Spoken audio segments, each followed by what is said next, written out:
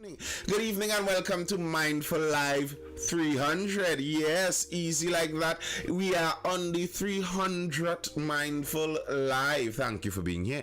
I am your host Nathan Spring. I appreciate you all being here. Hit that like button, double tap the screen over there on TikTok. Hit the like button on Instagram, like this on YouTube. If you are viewing this on repeat, hit that like button, drop a comment, tell me what you think. Make sure you are subscribed to my channel over there on YouTube, Nathan Springer over there. And we're going to talk about some interesting stories this evening. Jumping straight into the news, the first story I saw was I've been following some of these stories, as you know, they were coming out over the last couple weeks or so.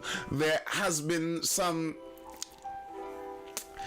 unfortunate vandalism kind of action happening at religious compounds.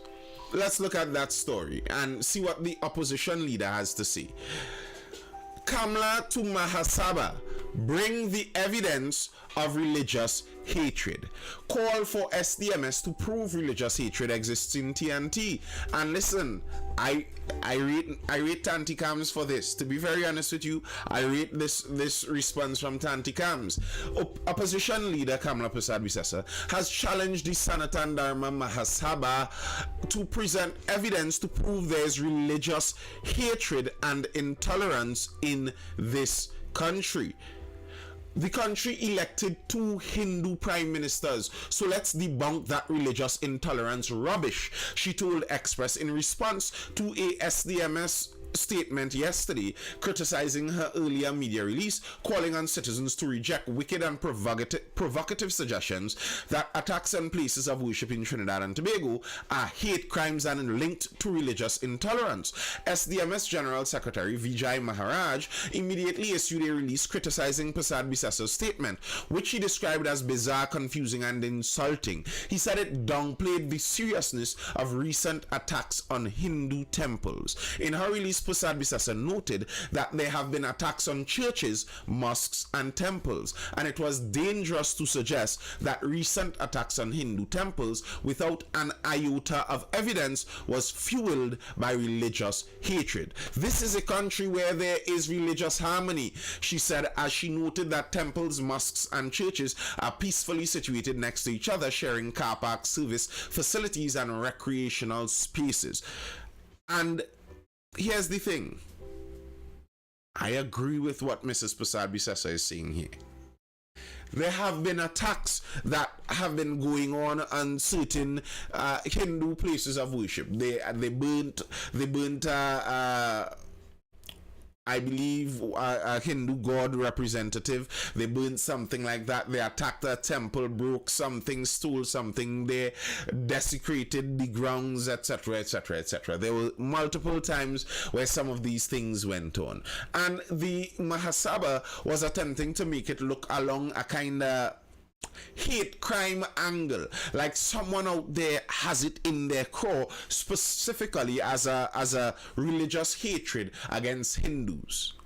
And what Miss Prasad Bisesa was saying is, yeah, this is bad, yes, it's a crime, but there is no reason to believe that this is some kind of religious specific hatred that goes on or that is going on, pointing to the fact that there have been robberies and break-ins and other negative occurrences that have happened at other places of worship. And if there's nothing to lean in the direction to point that there is some kind of evidence to show that this is a specific target specified out of hatred, then why would you choose that as your conclusive assumption? Good evening, Kervon. She said further that people celebrate and partake in one another's religious festivals and celebrations across any political, ethnic, race, or social class lines. Therefore, it is dangerous to our society's peace and civil stability when intellectually lazy allegations of hate crimes and religious intolerance are thrown out without an iota of supporting evidence. While there is a violent crime crisis ongoing, modern Trinidad and Tobago is not a society society of religious intolerance or religious hate, and I call on citizens to categorically reject those wicked and provocative suggestions. I agree.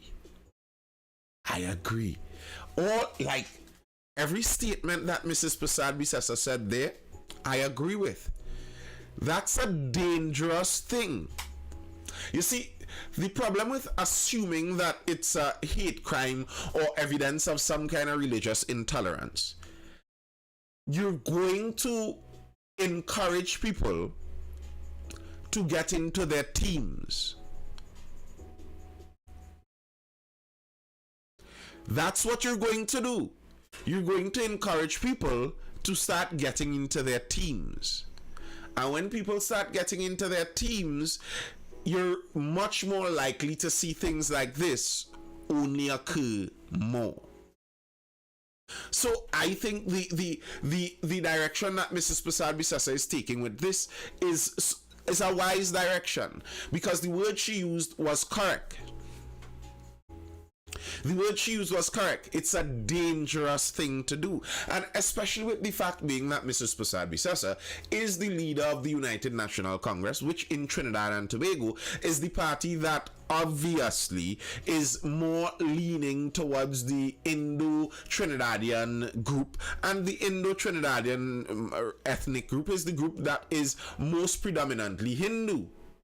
So she is the leader of the party that many may consider to be the Hindu predominant party in the country. I think it's very wise on her part to take a tempered stance, because you could be dealing with dangerous things there. And something I realize and I've recognized that not only in Trinidad and Tobago, all around the world, even in the United States, when you look at many of their hate crimes, very often what you find is, in many of the cases, it's people from within a community that most often do the negative things towards that community. I am not saying it is in this case. I am just saying very often that's the case. So to jump to an assumption that it's some kind of hateful something or religious intolerance, I disagree. Soft targets. Prasad Bisesa noted there have been crimes at Hindu temples, but said these must not be viewed in isolation as an attack on the Hindu community. She noted further that in July this year, the Church of the Assumption Parish office at Maraval was broken into, and previously there were robberies or vandalism at Mount St. Benedict Church, San Raphael RC Church, St. Francis of Assisi RC Church, and the Claxton Bay SDA Church, among others. Remember, our church lost its whole bell. The opposition leader pointed out that there were robberies or vandalism at mosques in Sangre Grande, Carapu, and Tableland, to list a few. The fact is that none of these robberies or acts of vandalism have been proven to be committed due to religious intolerance or hate. Some of these were crimes committed by drug addicts, mentally disturbed persons, mischief makers, or petty thieves, she said. Some acts of vandalism have turned out to be fueled by disputes within the congregation of or community, land disputes, noise complaints, bad parking issues, and even petty family quarrels, she added. Listen, Mrs. Prasad Bisesa is speaking with so much wisdom. This is such a wise take. Prasad Bisesa said places of worship are often soft targets due to the lack of physical security and the belief by opportunistic criminals that there may be valuable arms and offerings on the premises. Facts. Maharaj, disgusting slap in the face.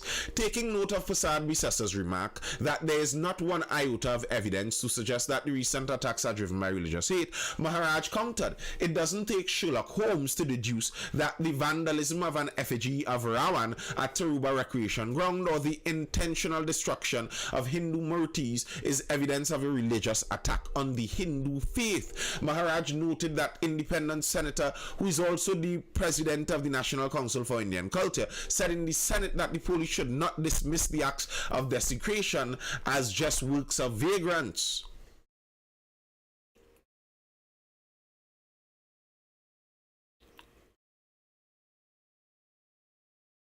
Maharaj chastised Prasad Bisesa for not joining in the condemnation. He said instead of doing so, she was condemning those who condemn those heinous acts. It truly is a disgusting slap in the face of all Hindus across Trinidad and Tobago. And I disagree.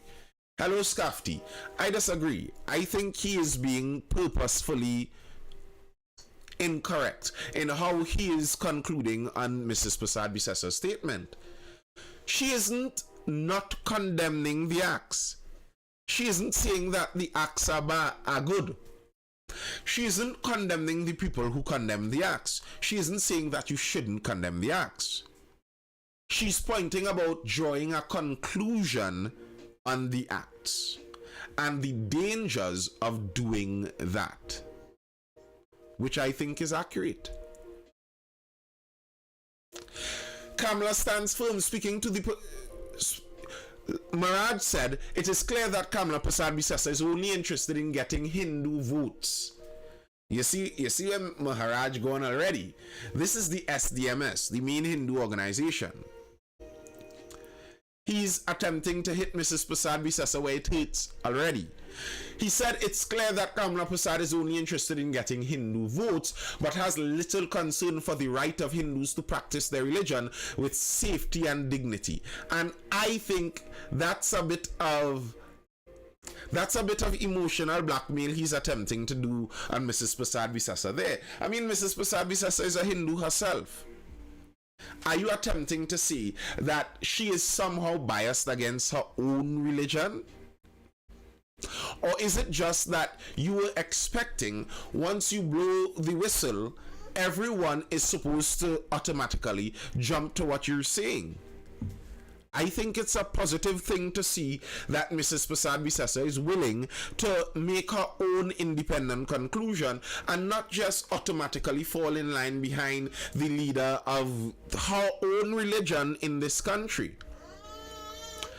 Kamala stands firm. Speaking to the Express by phone following the Mahasabha media release, Prasad Bisesa said she stood by her words. What's next? This is Prasad Bisesa speaking. What's next? When a church is vandalized, accuse Hindus and Muslims. When a mosque is vandalized, accuse Hindus and Christians. When a temple is vandalized, accuse Christians and Muslims. I stand by my words. We are a very tolerant society when it comes to religion and cultures. Where is the evidence to support these dangerous allegations of hate crimes and religious intolerance? Despite our crime and economic issues, Trinidad and Tobago has beautiful and extremely tolerant citizens. To say otherwise is a lie.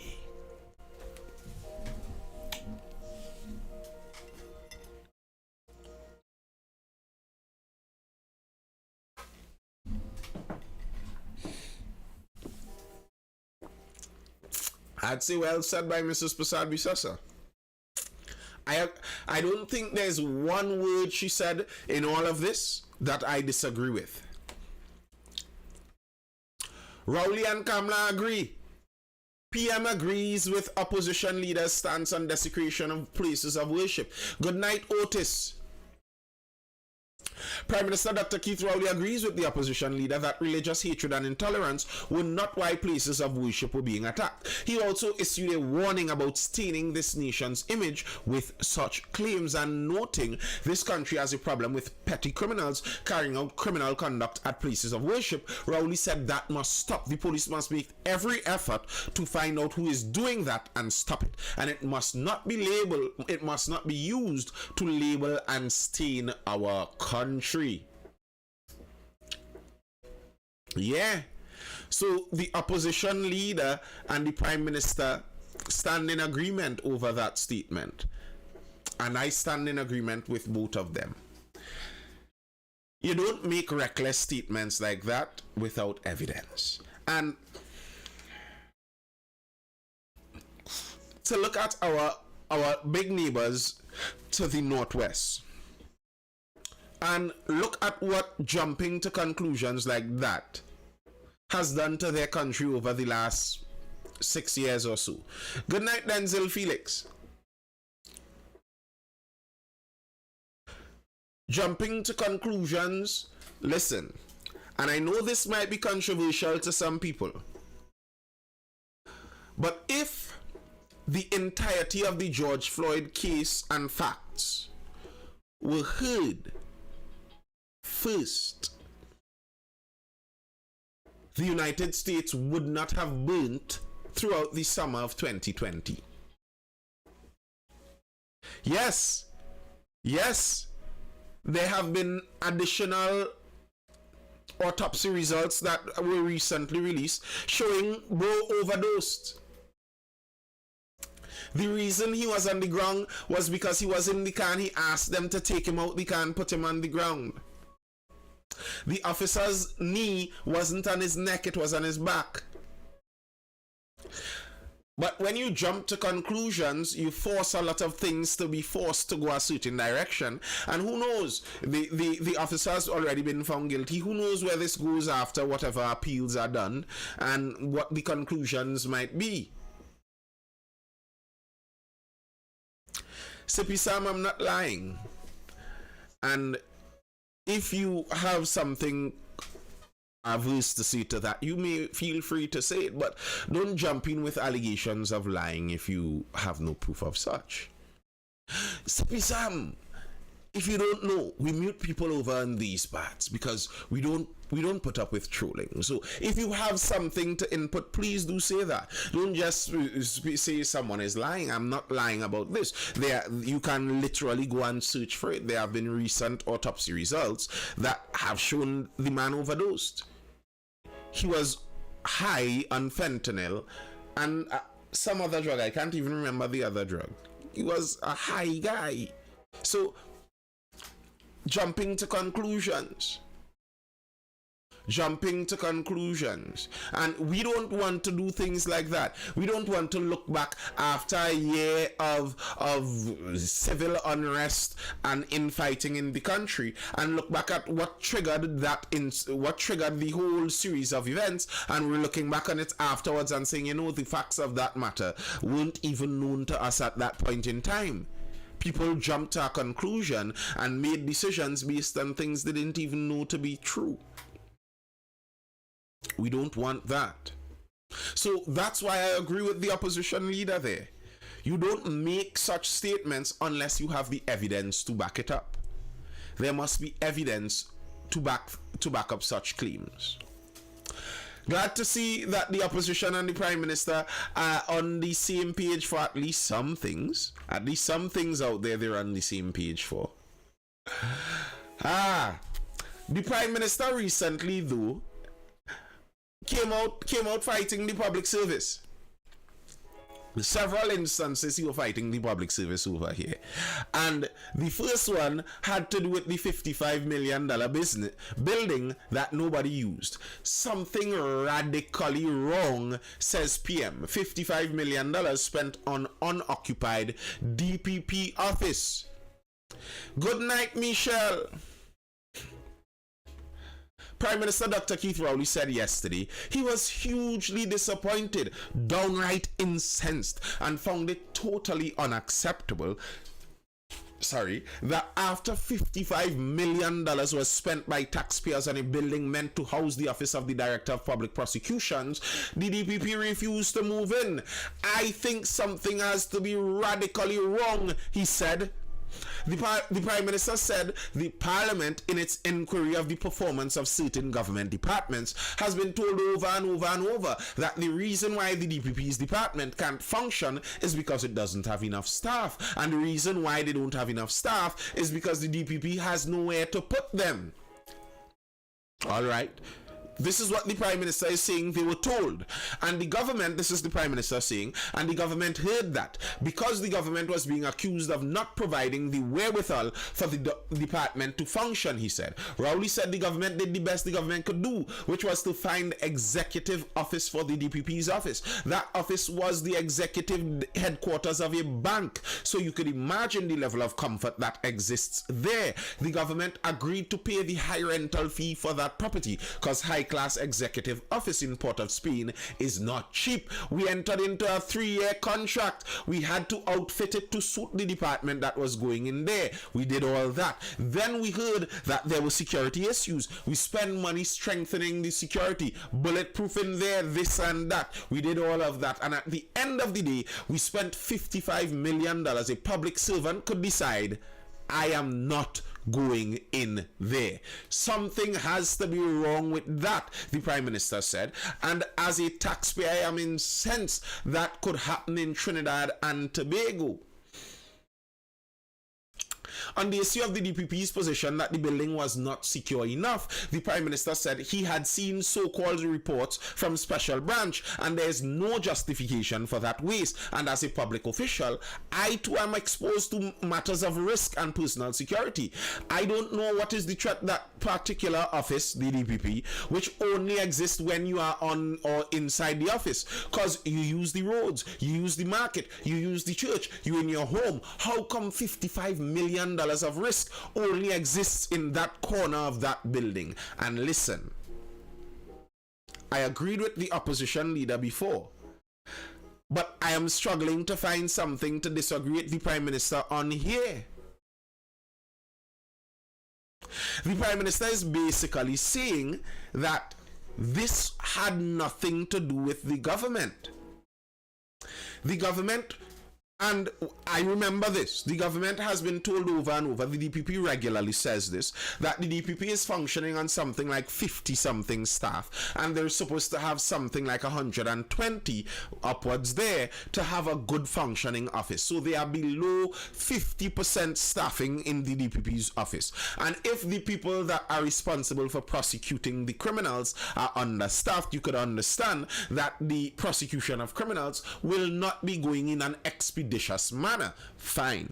The government is saying through the Prime Minister that they heard that. They went to the DPP to find out what is the issue. The DPP said the reason we don't have enough staff is because we have nowhere to put them. We don't have an office to put the new staff in. And the government said, this is what the Prime Minister is saying. The government said, okay, we are going to see about that. They went and got a former bank office and outfitted it for the DPP.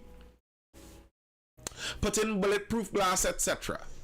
And after that, the DPP said, it's still not enough and we are not moving into the building.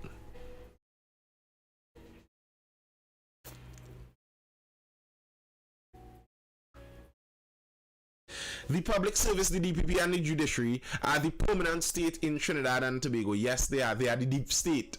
That's Trinidad's version of the deep state curve on.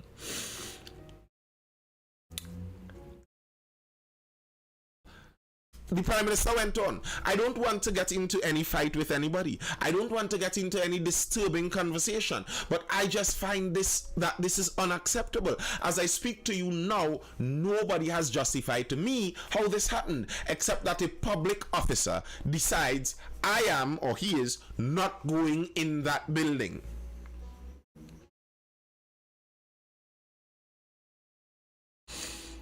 And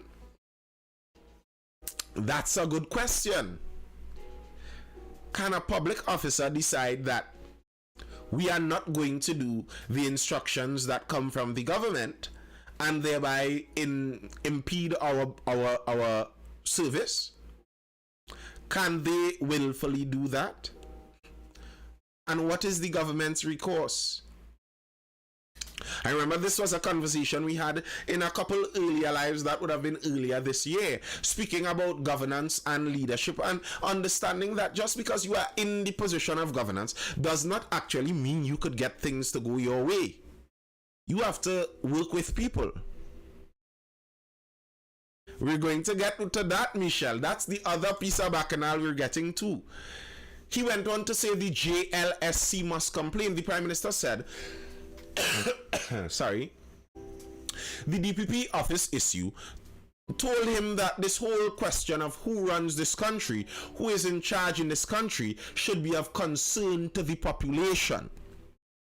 Because if that could happen with that office, does this set a precedent for other officers? That you working for the government, you don't like the building, you don't feel safe, so you are not going in there.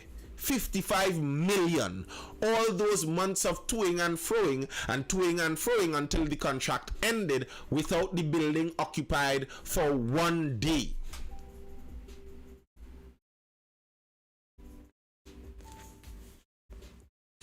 The Prime Minister conceded that the government could have bought a building for the $55 million that was paid on rent and outfitting this rented property.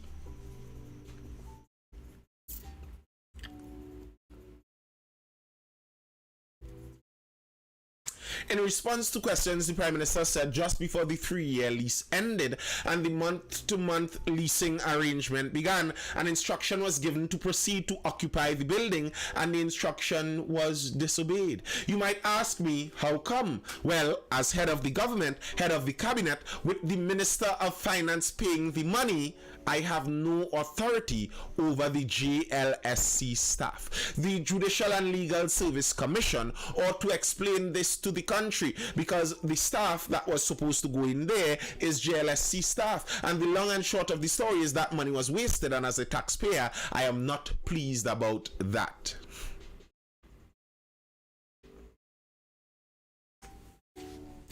Osmanos, like I like the pekong, eh? But that's irrelevant to what we're talking about here.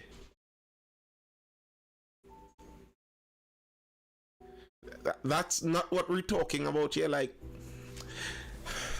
that, yeah. Like I understand you maybe just throwing out jokes there, but things like that they annoy me sometimes, because it's things like that that show you when someone is captured by an ideology. You're so captured by your team.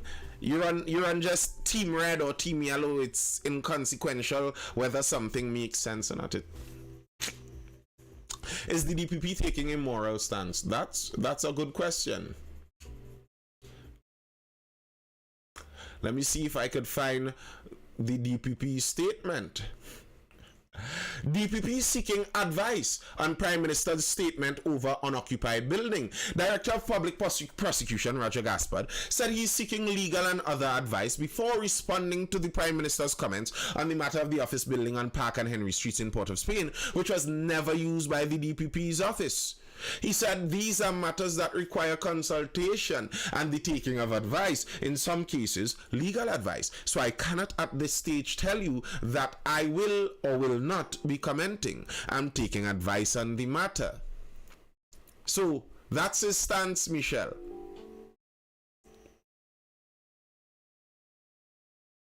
That's his stance. Yes, user, we spoke about that at length before. Don't worry, we covered that topic. And to me, this is a problem. I find, like, in my opinion, the DPP's attitude isn't sorry enough. If you understand what I mean. Like, imagine you're in the private sector, and this is the reason why these things happen, because it's not a private sector. No one is the customer here, so no customer has to be right. No one is paying you that could hold back on your pay. But imagine you in the private sector, and let's say the DPP is right. Let's say the DPP made the right call. Something in the building just would not have worked with his office, but because of a mix-up you made, you cost your company $55 million. Good night, Richie Rich. In a private sector company, you cost your company $55 million in a venture that yielded no benefit. But it wasn't totally on you. It just couldn't work, and a mix-up happened. When they're asking you about it, because this is what is happening right now. That's our money, that 55 million that went poof. That's our money. And we, the people who spent the money, want to know what happened to it. And when we get to you, imagine this in a private sector sense. And when the owners of the company call you to find out, hello, sir, Mr. X, you're the one who made the mix up with the 55 million loss? Like, oh, yes.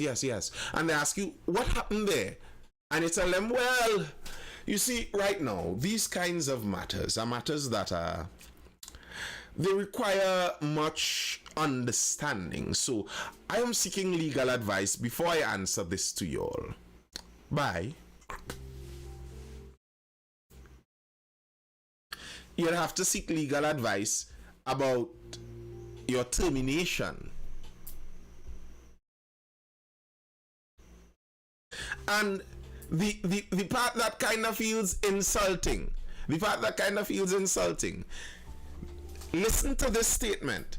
These are matters that require consultation and the taking of advice. In some cases, legal advice. So I cannot at this stage tell you that I will or will not be commenting.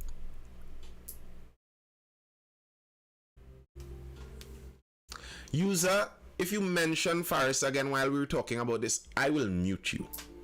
We spoke about that. Are you a one-trick pony?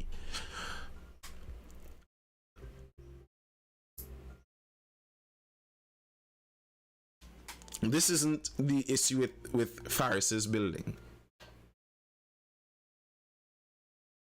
We spent hundreds of millions on feasibility studies. Why not an DPP office? Very good question, John. And these are the answers that I seek. These are the answers that I seek. Like, okay, why? The security wasn't good enough. Okay. When did we know that the security wasn't good enough?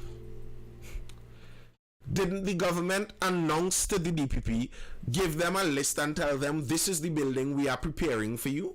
At that point in time, was no evaluation done to know that before we get into a 3-year, $55 million contract, that, well, this building doesn't work? And here's the problem with the lack of accountability. How do we know that this isn't just going to happen again for the next year? That this isn't going to be the repeated money-making scheme for building owners in Port of Spain. You get the DPP to do a bluff that he's going to your building, and then he doesn't actually go, and the government pays you for nothing. Were they not consulting with his office? I don't know. There are more questions than answers. And the people who know seem to be consulting before they answer. The Prime Minister says act on public servants who do what they want. Prime Minister Dr. Keith Rowley yesterday called on the PSC, Public Service Commission, to act against public servants who believe that they can do whatever they please because there are no consequences. And this kind of, to me, this is in line with the same thing with the DPP office too. The Prime Minister speaking said apparently when the PNM is in office, everybody bad. Everybody bad when the PNM is in office. You can imagine the government comes to an agreement with Tutor to deal with the 4% increase. The Minister of Finance comes to the Parliament and tells the Parliament that we will find the money and will take steps to ensure that public servants are paid their back pay by Christmas. And Permanent Secretary is going to write to the Minister and tell the Minister that that can't be done until next May. But they don't run this country. They never offered themselves for public service, and the cabinet will not tolerate that. Asked whether public servants will be getting their money by Christmas, the Prime Minister said, I just told you. A permanent secretary said, no, next year might be the earliest. There is a government in this country, and the government will do what has to be done. The Prime Minister said he had just had a meeting with the head of the public service and asked him if the public service has gone mad because this is not a regular arrangement.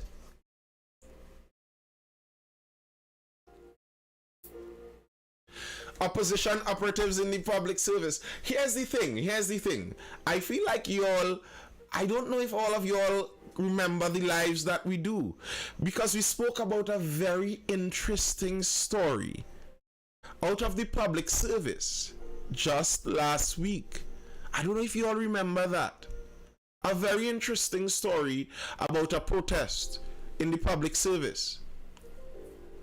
You all don't remember that? Let me remind you all. PSA president, back pay promise causing trouble. This was from Friday, 13th October. PSA president, back pay promise causing trouble. Public Service Association President Leroy Batiste says Finance Minister Colm Imbert intended to stop trouble when he promised back pay to members of public sector unions which accepted the government's 4% wage increase offer. He was responding to a protest by PSA members in front of the union's locked headquarters on Friday morning. One protester said it was unfair that members of other unions would be able to enjoy their back pay at Christmas while PSA, bear in mind PSA stands for Public Service Association, while PSA members had nothing to look forward to. Let me read that again in case you missed it. One protester who would be a public servant protesting outside his union's office because they were upset that their union didn't accept the 4% in time, and the finance minister made, and I think that was a kind of union busting divisive move which may have been clever in its own right. He made a move that those who accepted the 4% early, they would get their back pay for Christmas. You know, everybody wants their back pay for Christmas, and if you don't take the 4%, well, you're still in negotiation, so there's no back pay for you to get. And the public service association has not yet accepted their 4%. So, one protester said it was unfair that members of other unions would be able to enjoy their back pay at Christmas while PSA members had nothing to look forward to.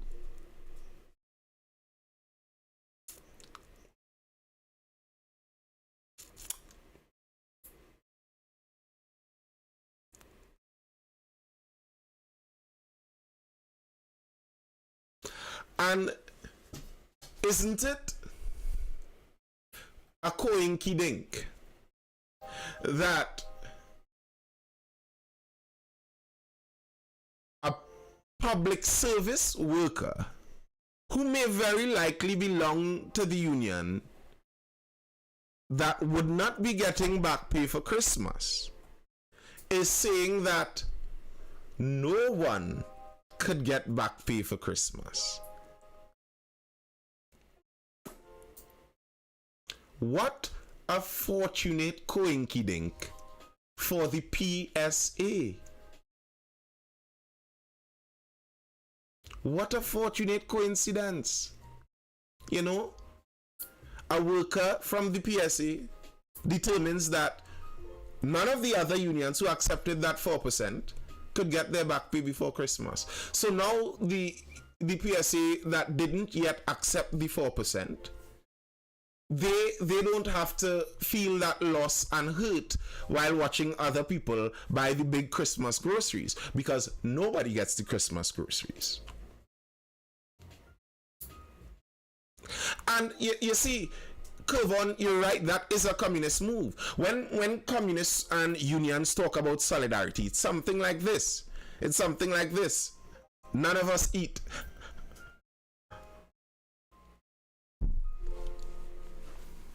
Now, I am not saying that the permanent secretary who is holding up the back pay is doing it purposefully to help with the PSA negotiations and to make PSA members not feel so left out, because that move was already bringing division inside of the PSA. There were protests happening inside of the union. So that move was bringing division inside of the PSA. But if you're able to nullify that move, you're able to unify the PSA union much better. Former PM Patrick Manning told them this twin island not easy to govern. No, it's not.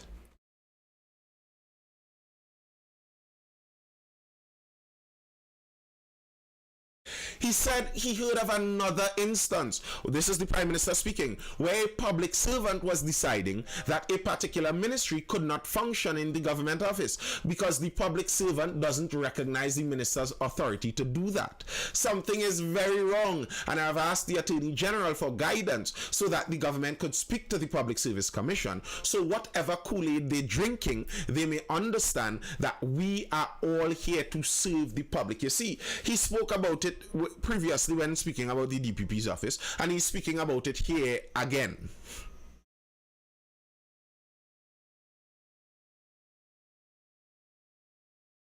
The commissions. Good night, Fearless. The commissions that we have created in Trinidad and Tobago. The purpose of the commissions is to create a buffer between the political class and those who have an effect on everyday society. But the reality is, when you vote, when you vote for a government, you want them to be able to make changes in society. So if you protect everything behind a buffer so that the government can't actually make changes because you're worried about what the government is going to do and they're going to pressure people, then you kind of take the power away from the elected officials, which is the whole idea of democracy. Nobody didn't vote for a permanent secretary. Ultimately, you're not supposed to be making money decisions because the people whose money it is, the citizens, did not vote for you.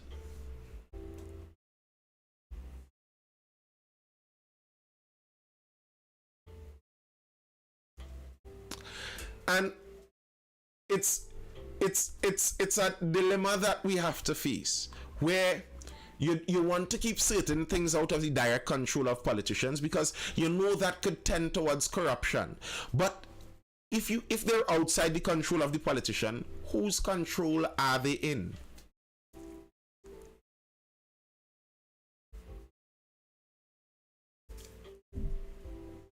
John says permanent secretaries can only sign checks as instructed. They don't have power to sign. Well, John, you'd have to go and ask the Prime Minister, because the Prime Minister is saying that the permanent secretaries are acting outside of their power. That's the whole point.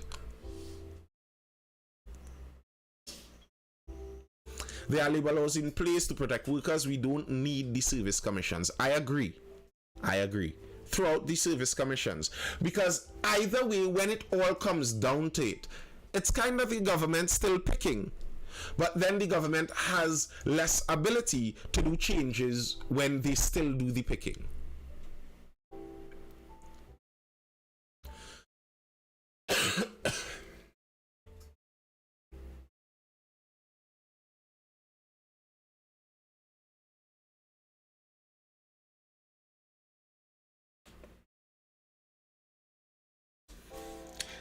Yeah, you have to let the government lead at some point in time. To me, that's what you do. You think the king in England don't rule US still? Man, you're on these conspiracies. You think the king in England rules the United States? Like, that's your conspiracy? That's your grand conspiracy? That the king or us? No, I don't think the king in England rules Trinidad and Tobago still. The king in England doesn't even rule the United Kingdom really and truly. Like, bro, there are corporations with more influence than the king in England has on Trinidad and Tobago. What dumb laws are you speaking about? What laws are those that allow the king in England to still rule Trinidad and Tobago? I'm not familiar with those. Which laws are there that allow the king in England to still rule Trinidad and Tobago? I mean, that's a significant one, bro. If you could prove that, well, you get at them. The 666 laws. I see. Okay. I see where you're going. You go on with your bad self. Enjoy yourself. I give up on conspiracies after how horrible we handle COVID. Nobody has any idea what they're doing.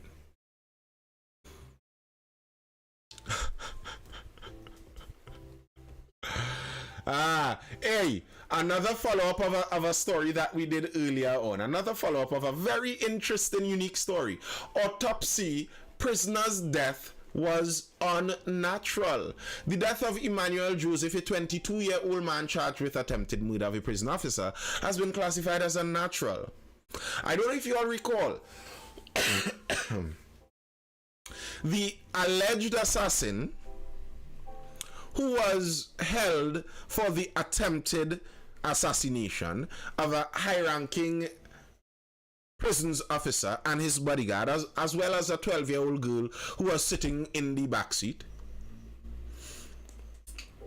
That man was held by the police.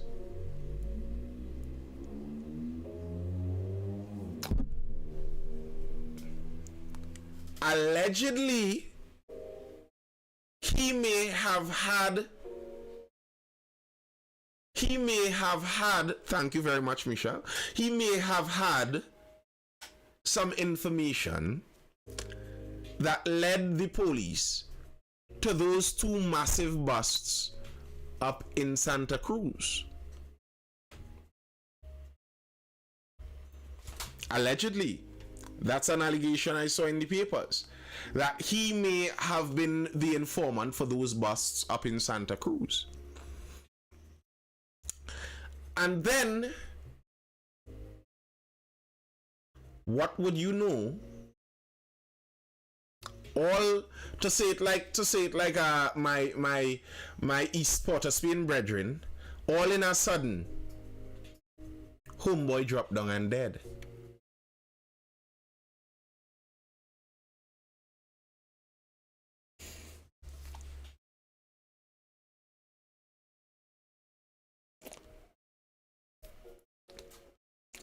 All I know now is the autopsy now reveals that there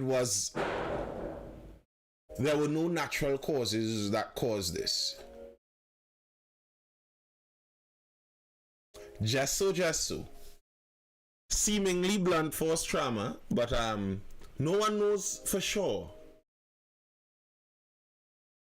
No one knows for sure. Nah, that wasn't thunder. That was something drop on my roof. I have no idea what it was. Probably, I have a coconut tree that leans over on the earth, so it could be something from inside the coconut tree.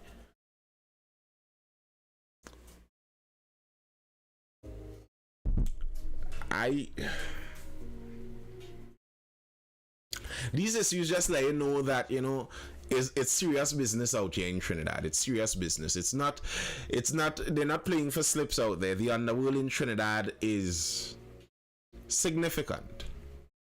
It's significant.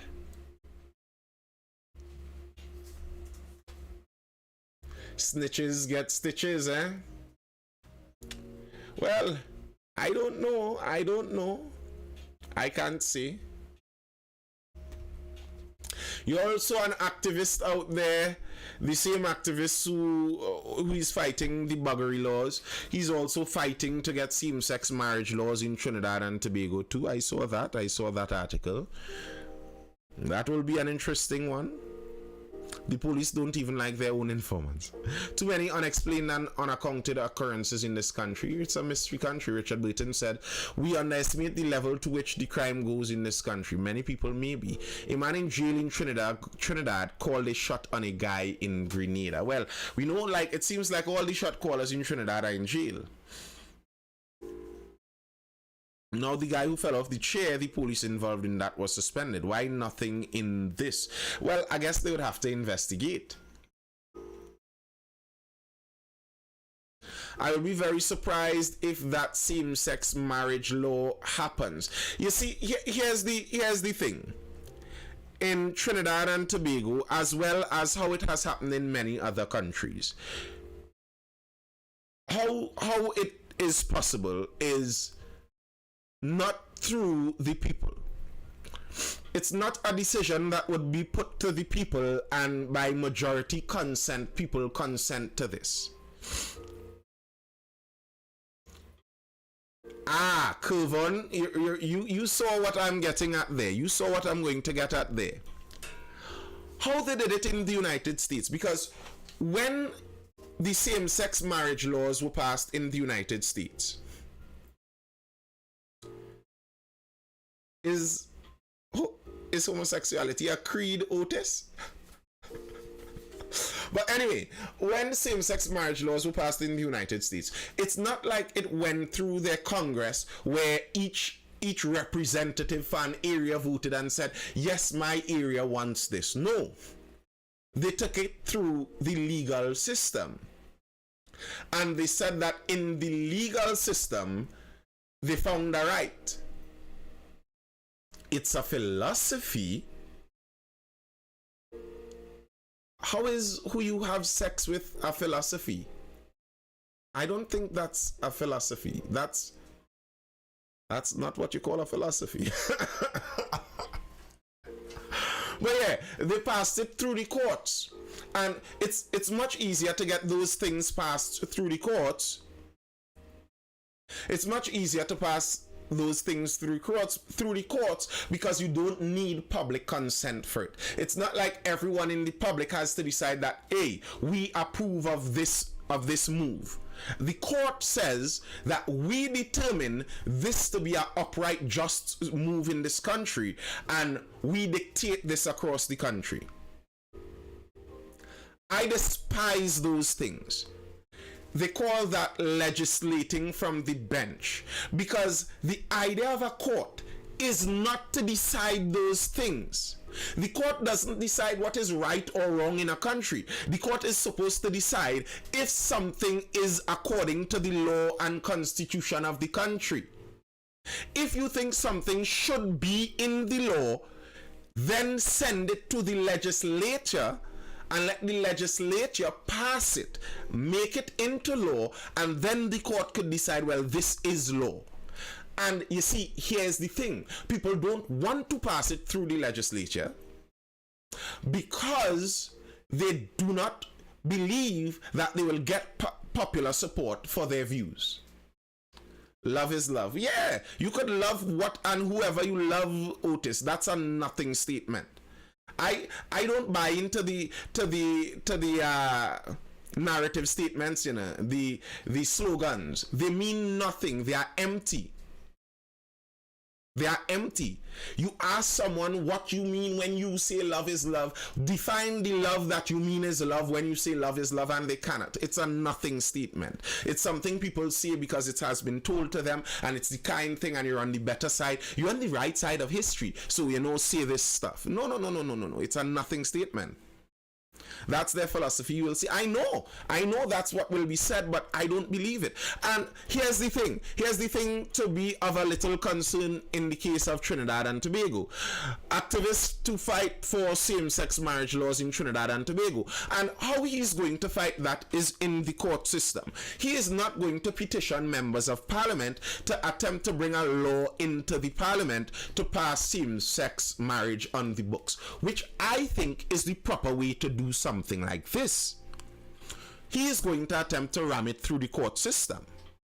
And then when you add to that the Chief Justice saying beware of prevailing morals and values. This coming from our Chief Justice. Chief Justice Ivor Archie asked judges on Thursday to be mindful of prevailing morals and values when making judgments involving members of what is deemed subculture, such as members of the LGBTQI plus community. Delivering remarks at the opening of the Caribbean Judges Forum on HIV, he said most of our constitutions contain preambulatory statements acknowledging the supremacy of God, the dignity of the human person, and respect for fundamental rights and freedoms. Unfortunately, from my point of view, there's a tendency from some persons to interpret the law through a theological lens, thereby conflating their personal moral codes with the notions of dignity and the ambit of individual rights and freedoms. Here's my problem. He just did, yes, that's the Jason Jones guy. He just contradicted himself.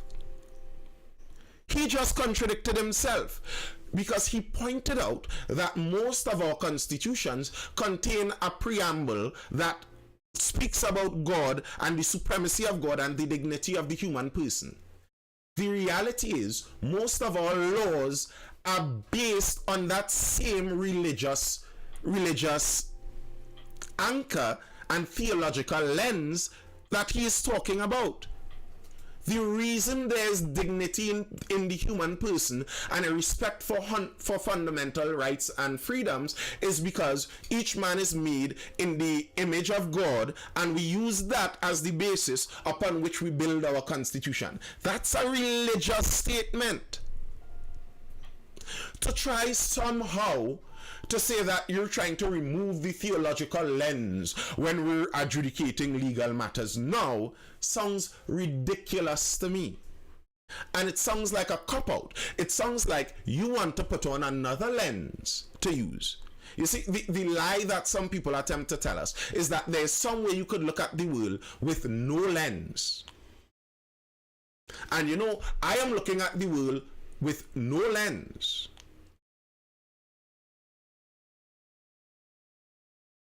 And that's a lie.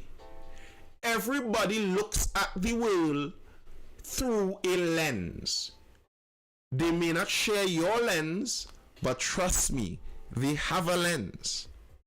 And you as a judge, you're not supposed to judge based on some other lens. You're supposed to be judging based on the preamble of our constitution that says we're made with value from God. That's the basis of your judgment. If you don't think you could judge based on a religious-based constitution, then don't be a judge in a country that has that religious-based constitution. Go find your atheist country with an atheist constitution, and you could be a judge there.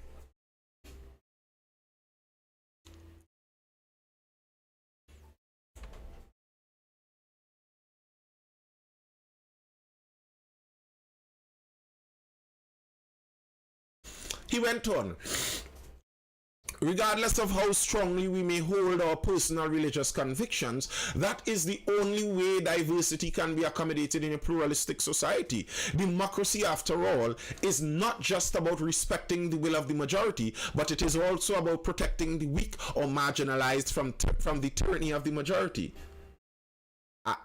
Is that what democracy is? I don't think that is the definition of democracy. That's not what the definition of democracy is. Democracy is what the majority say goes. That is what democracy is. Protecting the minority against the tyranny of the majority is what we get through republican systems. A republic, that's not democracy. A republic is the idea, yes, that's true, Pharaoh. A republic is the idea that each area has representation, and the representation is equal whether the area has the same or lesser number of people. So you don't get advantaged regardless of your area. That's the republic idea, representative. But democracy is majority. They're grabbing meanings out of words that don't exist.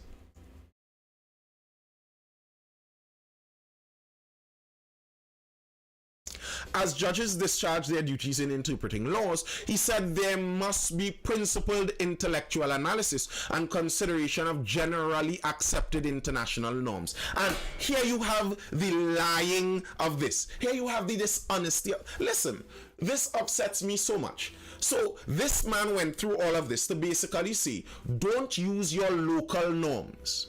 But then, when you use the intellectual analysis and consideration of generally accepted international norms. I don't want that. I want my local Trinidad judge to judge me based on the local Trinidad constitution that is built on the local, around the local Trinidadian norms. I think personally, the idea of international norms is an oxymoron. I think the idea of the global village or global community is an oxymoron. It's an impossibility. You cannot have something that is global and be a community at the same time. You cannot have something that is international all around and be as specific as the norms for our society. There isn't enough commonality around the entire international group for there to be norms. Who determines the international norms? How are the international norms chosen? You see, the problem with that is those international norms don't actually turn out to be international norms. They turn out to be norms told to you by those with the greatest power, told to you by the hegemony. Because if we're working on international norms, let's work on majority, because that's what the norm would be. The majority of people in the world live in Africa, China, and India, which are some of the most conservative areas. If you look at global view on homosexuality, the global view on homosexuality, the majority of people would be against it globally.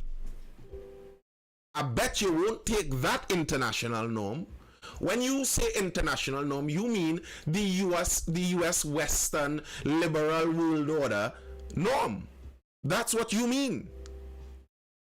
And to have our Chief Justice, the person at the top of our justice system, spewing this level of filth, should scare us. Rightfully. Because there are people out there. And you know what's the strange thing? The activist that is intent on pushing this through our legal system doesn't even live in Trinidad and Tobago.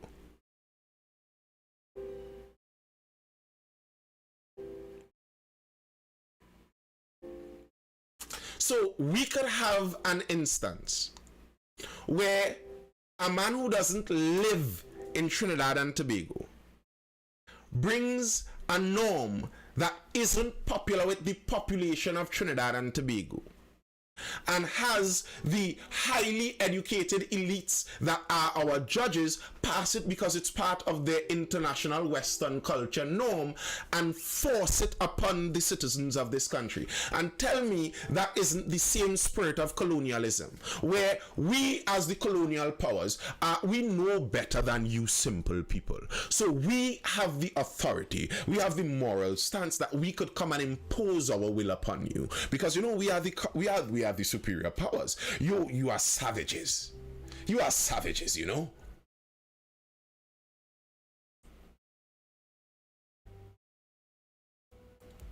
You common savages. We must be able to determine what is the right thing for you to do, because you know you all can't determine that on your own. And then some of these same people will come and preach nonsense about decolonization and asking for reparations. And listen, when I hear people like that talk about things like that, it upsets me. It upsets me. You want money, but don't want freedom to decide your own culture, how your society should be determined. Man, I rate the African countries for that in this case. I rate the Islamic countries for that in this case. The Islamic countries, they don't care. Listen, you could not like what they do and how they treat the differences in gender. That their women must have their faces even covered in some places. But if the women there decide that they're okay with it, that ain't your business to change. You could don't like it how much you want. They are keeping it. I rate them for some of that. The idea that your culture must bow to the global hegemony is ridiculous. I personally find there's an agenda to emasculate the men in strong male societies, and emasculated population is easier to control. Fact. We were speaking last night about the reality, it seems, in modern times, where they're purposefully trying to get young girls to be anti-natalist, to hate the idea of children, to hate the idea of motherhood, to hate the idea of homemaking. That's part of the culture. You're only seen as a top woman, and you look at the entertainment, you look at the kind of pop culture out there. You're only a top woman when you're at a top in executive outside your home kind of level of work. You can't be a top woman and seeing about your family. And they are already attempting to do that on the female side. And I think that's partially because they already won on the male side. They already beat the boys into the dirt, threw the boys into a female style academic system, then drug them into a stupor by telling them, because you want to get up and stretch your leg. No, you can't get up and stretch your leg. If you're a 6-year-old boy and you can't sit down and stare at a blackboard for 8 hours, you're sick. You have ADHD. You have something wrong with you. Come, take some more drugs. And they stuff the boys full of drugs. And is there any surprise that the boys are spazzing out? Then they're dropping out of school, they aren't performing well. And then on top of that, you tell them that if you attempt to pursue anything masculine, that's a negative thing. The only people in society that could pursue masculine endeavors are women, strange enough. A real man is a man in touch with his feminine side. Testosterone is a toxin.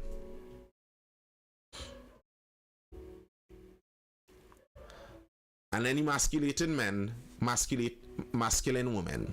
And you get modern society.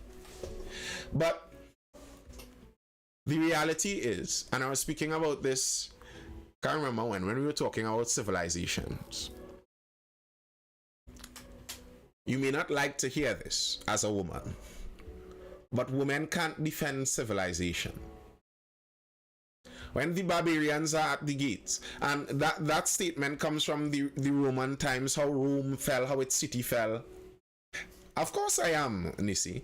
How its city fell. I have ADHD myself, Otis.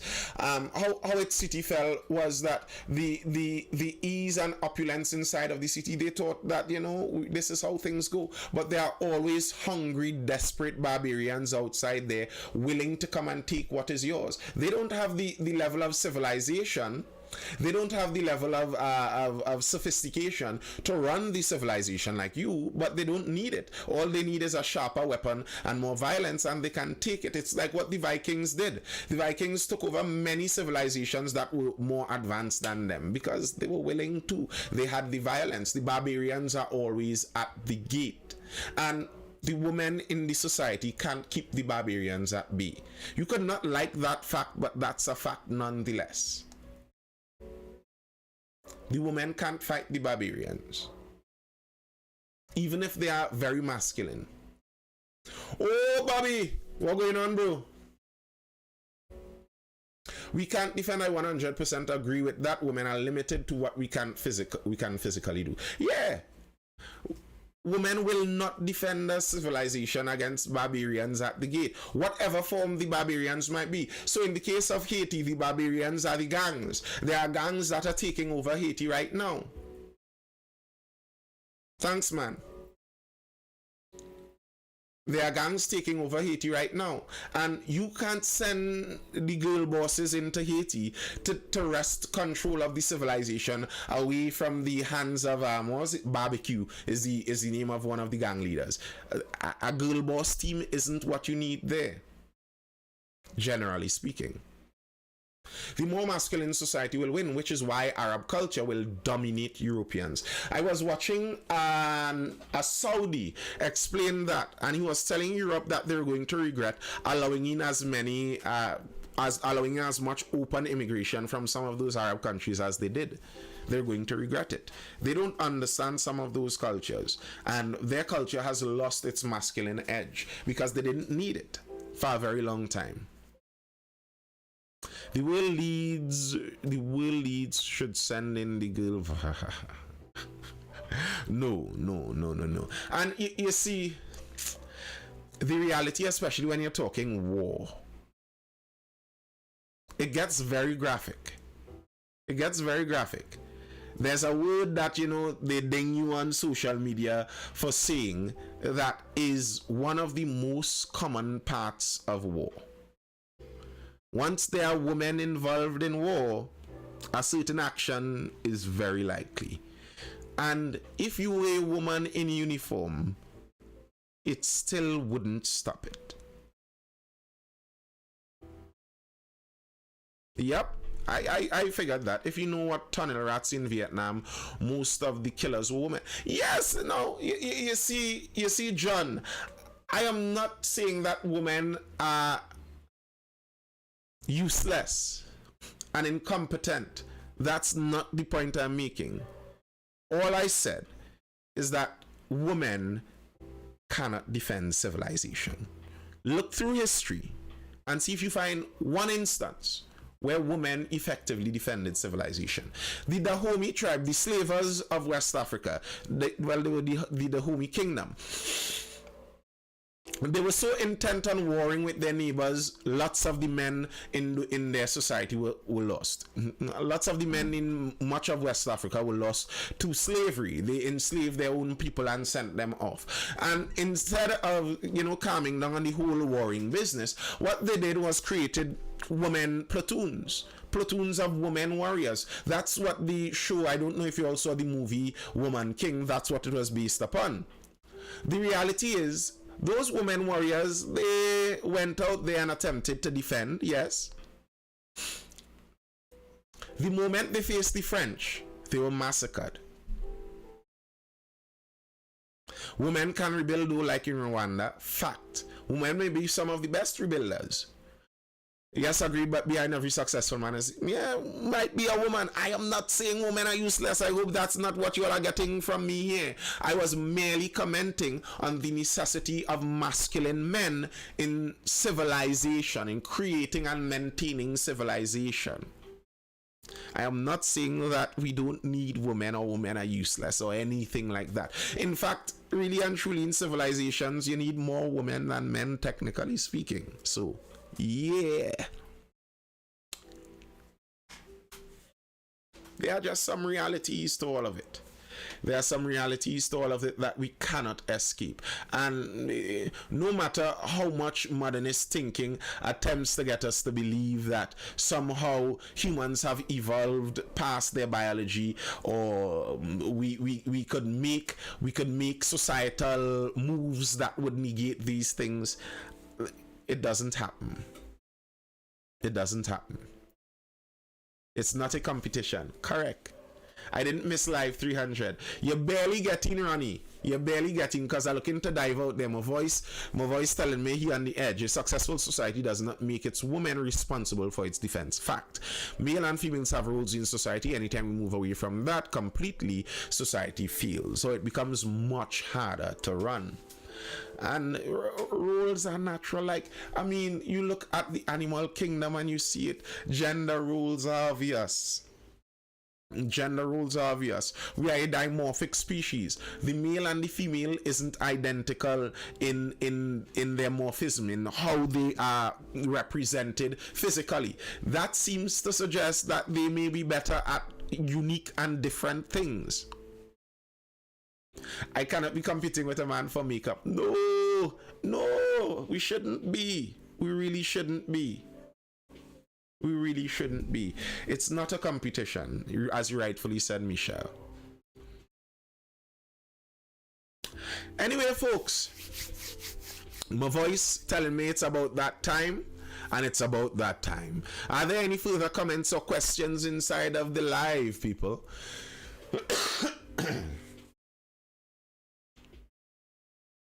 All right, the barbarians will always get the woman. And it won't be pretty. It won't be pretty. It won't be pretty at all. No one wants to live through something like that, especially not women. Anyway, people, I hope you're educated, informed, or entertained. This was the Mindful Live. I am Nathan Springer, your host. This was another week, and we're gone. Another week has come to an end. I will see you guys again. Oh, geez, Nisi. Oh, geez. Oh, geez. Don't start it. I will see you guys again for the next Mindful Live Monday evening around that 9 p.m. time. Until then, folks, peace. Hold it down. Hope you're educated, informed, or entertained. I am out.